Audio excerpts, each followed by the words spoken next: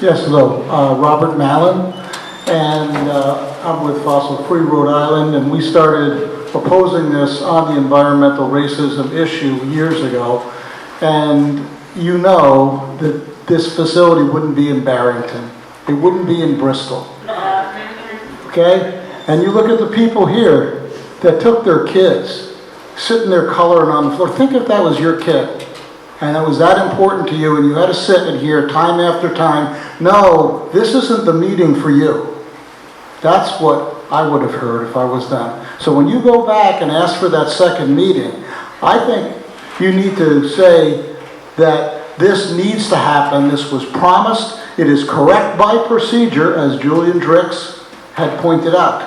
And not just say, oh, well, all the questions will be sent to them, and then they'll get the runaround that has resulted in this. Now, I went to Juanita Sanchez, and there was an explanation of the site, and many people have talked about the Univar, and somebody had mentioned something earlier, and I just want to kind of clarify this.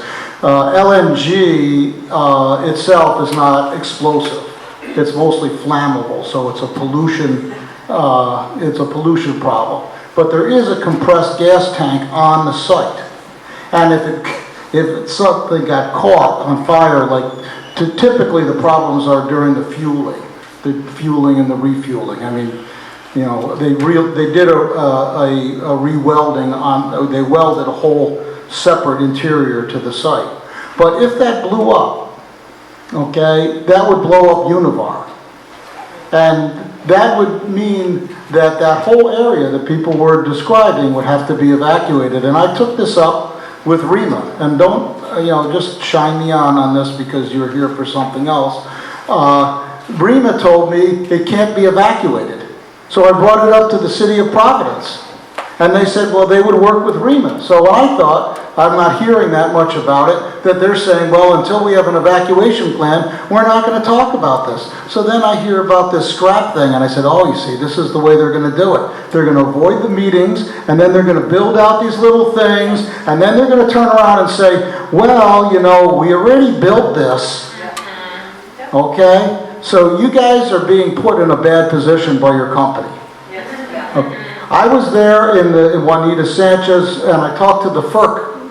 That was the one with the FERC people were there, and they said, no, you're right. There needs to be these kind of public meetings, and you need to keep pushing for them. I thought when I found out that there was no evacuation plan, that nobody in their right mind, I mean, do you know what's in Univar? Do you know? One of the things that's in Univar is dioxin. You're talking about something that in small amounts, totally, there's a town called Times Beach, Missouri, that they took the dioxin waste and mixed it in with the road.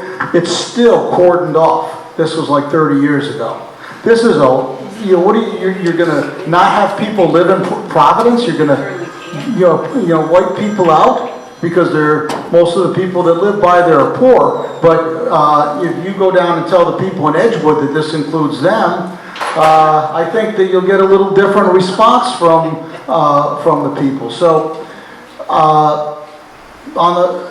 just on a final note here, Fossil Free Rhode Island is also working on the renewables, and National Grid has taken some admirable steps in starting to help build out renewables. Not on the scale that we have, that we need. I mean, I think you saw that there's an iceberg the size of Lake Erie that's now floating in the Pacific.